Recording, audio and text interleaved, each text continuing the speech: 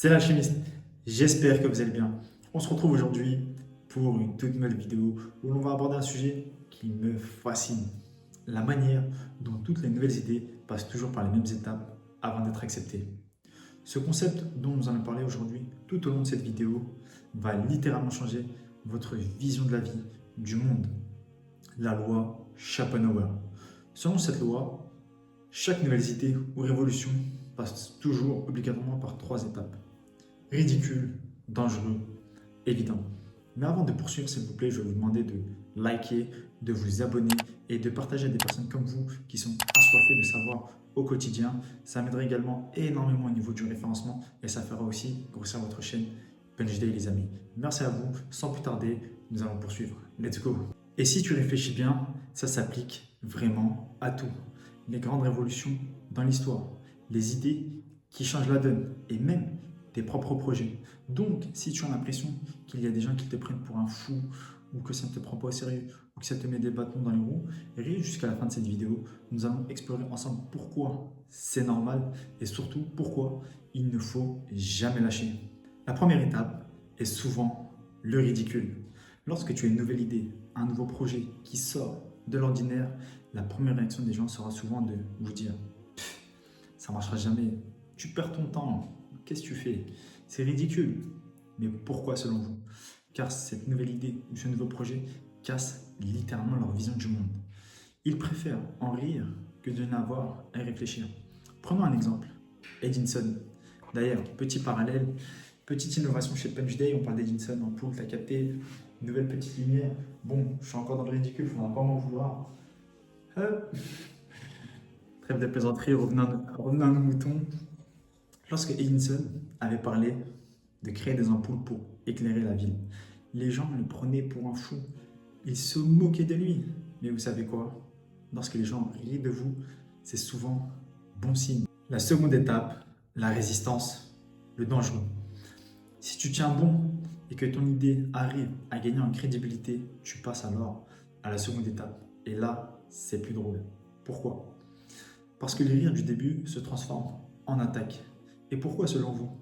Parce que ça devient véritablement une menace pour les pouvoirs, les habitudes mises en place. Ce n'est plus juste une petite blague ou une plaisanterie, ça devient un potentiel changement. Et ça fait peur. Prenons un exemple tout bête. Autant pour moi, je ne vais pas matiser la foudre, pas tout bête, surtout vous les féministes. Prenons le droit de vote des femmes.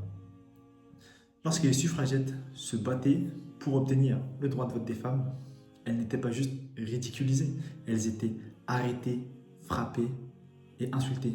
Parce qu'à ce stade, ton idée remet en question le statu quo. Mais c'est là aussi que tout se joue. Si ton idée survit à cette résistance, elle est sur le point de s'imposer. Donc, tu es sur la bonne voie, mon ami. La troisième étape, l'évidence. Le moment où tu as gagné, tu ramènes le trophée à la maison. Les premières personnes qui rigolaient de toi, ne croyaient pas en toi, seront les premières personnes à adopter ton idée et diront « Mais bien sûr, j'y croyais depuis le début, c'était logique depuis le début, l'alchimiste, t'es mon frère, depuis le début j'étais avec toi. » Là, tu sais que tu as gagné, c'est ton heure de gloire, c'est la meilleure des récompenses. On va prendre une série d'exemples. Le téléphone, qui est devenu maintenant un smartphone. Quand vous disiez auparavant, oui, un téléphone, ça sera juste un gadget inutile que pour les riches, aujourd'hui en 2024, maintenant 2025, tout le monde a un smartphone. La question qu'il faudrait se poser, c'est qui n'a pas de smartphone? La Terre est plate, est ridicule, dangereux, évident. Aujourd'hui, c'est d'une totale évidence que la Terre est ronde. À l'époque de Napoléon, il n'y avait pas de chaussure gauche ni de chaussure droite. Lorsqu'on lui a fait une proposition, c'était ridicule, dangereux, évident. Aujourd'hui, si tu n'as pas de chaussure gauche ou droite, on va te regarder comme un fou. Enfin bref, tout ça pour vous dire que toutes ces idées passent, toute idée ou projet, excusez-moi, passe toujours par ces trois étapes. Ridicule, dangereux, évident. Même si tu es au début du chemin, sois fort mentalement, continue à avancer, crois en toi. Et les personnes qui se moquaient de toi ou ne croyaient pas en toi tout simplement, viendront à la fin te donner raison. Crois-moi sur parole. Alors, la prochaine fois que quelqu'un rit de tes idées ou de tes projets, pense à cette loi, la loi Schopenhauer. Ridicule, dangereux, évident.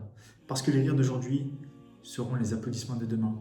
D'ailleurs, si certains d'entre vous ont des feedbacks, merci de les partager en commentaire. Ça permettra à certaines personnes qui actuellement traversent cette phase-là de s'inspirer de vous. Et pour terminer les amis, la punch day. Le ridicule d'aujourd'hui, l'évidence de demain. Osez. Punch day!